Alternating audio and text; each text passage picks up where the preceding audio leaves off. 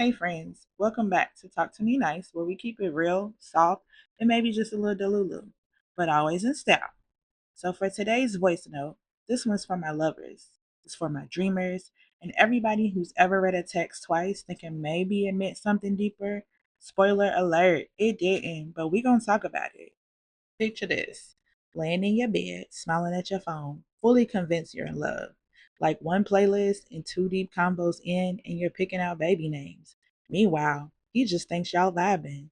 That's right. This right here is for the girls and guys who's ever been in situationships so intense we're mentally shopping for wedding venues. And he still don't delete his dating profiles. We're talking about delusion, but we're making it cute, making it hopeful, and making it romantic. Because yeah, maybe it was in my head, but that was the best relationship I ever had. So what even is Delulu? Like what does it mean in the dating world? Because I feel like sometimes delusion isn't a flow, it's a coping mechanism. And honestly, I don't regret it. I was happy as hell for those little 3.5 weeks. You feel me? Just being Delulu optimistic or willfully blind. Like, is it lighthearted or is this fantasy gone too far? There was a time I looked back at a situation and realized I was in love with a storyline that I made up in my own head. Like this man didn't even have a speaking role in the movie I was directing. I romanticized it to death. Every word, every glance, every good morning text felt like evidence that we had something real. But if I'm being honest, most of the relationship only existed in my imagination.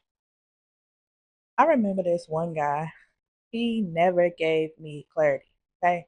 But because he was consistent with the tension, the little texts, the playlists, the random FaceTimes, I convinced myself I was in love. I was in the group chat talking about him like he was a walking love letter. Meanwhile, he was just bored and emotionally unavailable. And that's the tricky thing about the Lulu. Sometimes it's not that they lied, it's that we filled up every blank space with hope. We wanted the connection so bad, we let our own imagination carry the weight of the whole relationship. We start doing the emotional labor for the two of us, creating reasons for the bare minimum, forgiving things they never even asked forgiveness for, dreaming about what it could be instead of seeing it for what it is. But I've learned love doesn't require translation. It doesn't ask you to beg for clarity or chase potential. If you're doing the majority of the loving, hoping, and explaining, you might be dating a fantasy, not a person. And that's okay, but a snap out of it. Because, baby, that hurts. But it's also freeing because once you see it for what it is, you stop settling for vibes and start waiting for vision. So if you've been there in a love story where the other person didn't really show up, you're not dumb. You're not naive. You were just loving from a place that wanted to believe. You romanticized it to death because your heart is full of magic. But now you get to save some for the magic that's meant for someone who knows what to do with it. Now, at that point, I think is when we need to recognize and reflect. Ask ourselves, why do we romanticize people and potential? You know, like talk about how you're learning to stay rooted in reality without losing your softness. Tell a friend that you trust and a mini list of green flags you actually pay attention to. Write them down and keep them close. Listen, love shouldn't feel like a plot twist every 2 weeks. Okay, now it's time for a quick little game, like we always do. We're gonna call this the Lulu or Nah.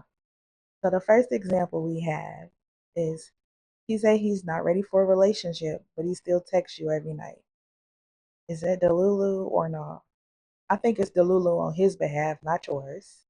Because why you still texting me and trying to catch feelings, knowing this ain't what you want?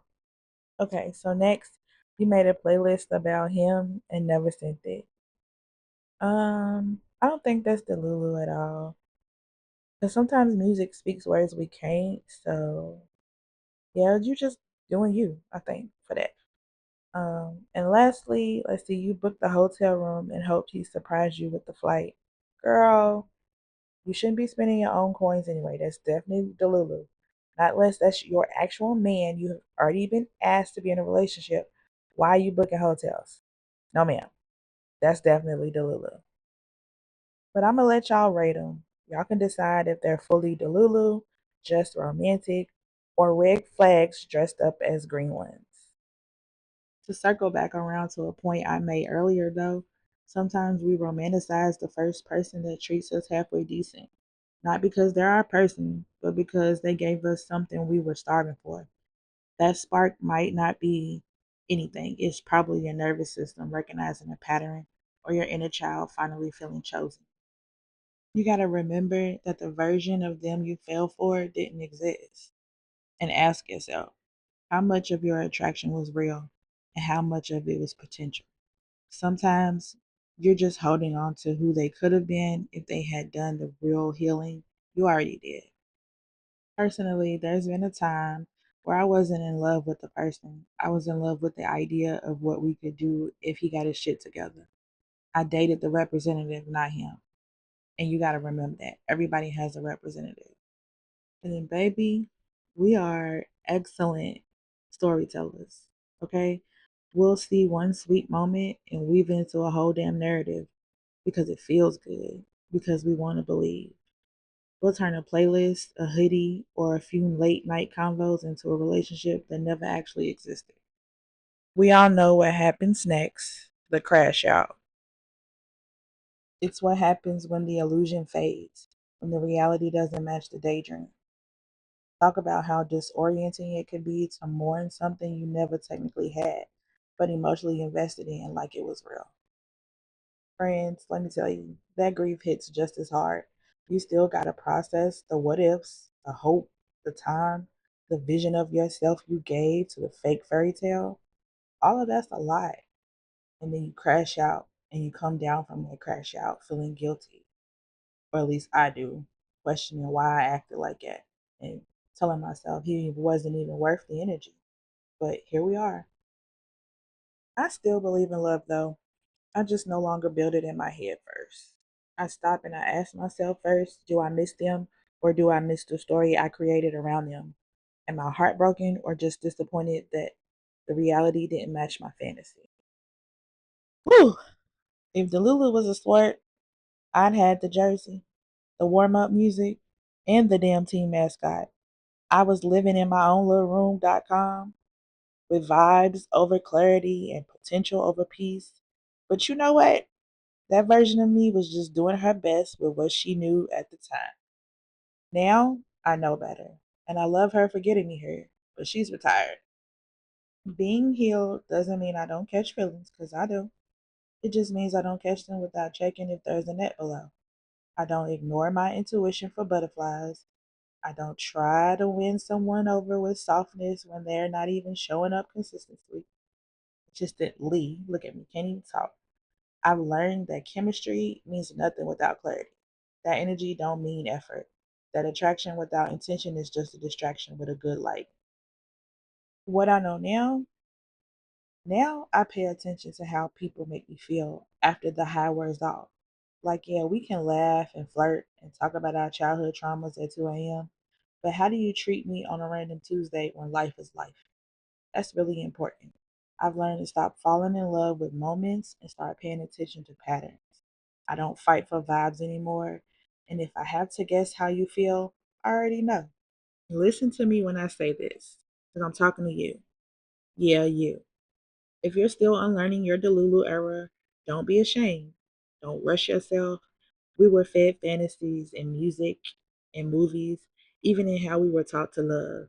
But the real power is when you stop writing love stories for people who can barely write you back. Being healed doesn't mean your standards are too high. It means your self worth finally stopped negotiating. I don't think I need to say that again for the ones in the back, but just in case, stop and don't feel ashamed. You got this. You're a work in progress, and life and love will find you, and it'll be easy when it does. The Delulu me believed love was earned through proving my worth.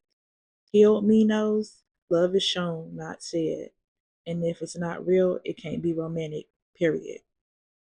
Delusion doesn't mean you're stupid. Sometimes we love hard and that's beautiful.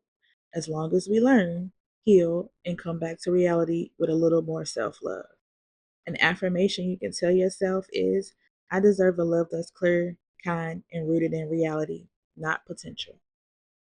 I'm allowed to be soft and smart, romantic and rooted. I don't need to create a fantasy. I deserve a love that shows up in real life. I want some of y'all listener confessions too. So tell me the most Delulu thing you've ever done in the name of love. No judgment here. This is a safe space because I've been there. Delusion is sometimes a trauma response, especially if you weren't emotionally affirmed growing up. We create fantasy connections when we're not used to consistent, safe love. Potential don't pay the rent. Woo! That was real. This one was for my lovers, my dreamers, and my romantics in recovery. If you've ever had to pull yourself out of a fantasy you created, I see you. You weren't dumb. You were just hopeful, and that's a beautiful thing. But now, we're not doing emotional labor for two. We're not journaling about red flags and calling it growth. We're choosing peace and clarity and actual connection, okay? Because we're still soft, just not stupid. And speaking of choosing peace, next week we're talking about something real personal for me, going ghost. The episode is called When I Go Ghost. It's not personal, but it's necessary. Because sometimes I gotta unplug, disappear, protect my peace, and just go back to me. And no, I don't always announce it. Doesn't mean I don't love you. It just means I'm choosing me first. So if you ever needed space, hit a reset, or dipped without a long goodbye, that episode is for you. Meet me there. This has been another episode from your favorite voice note friend on the Talk to Me Nice podcast. I have one more affirmation for y'all today that I want y'all to remember. And it is I am grounded in reality, centered in self worth, and open to love that doesn't require fantasy to feel good. Until next time, friends, talk to me nice, but keep it real. Love you.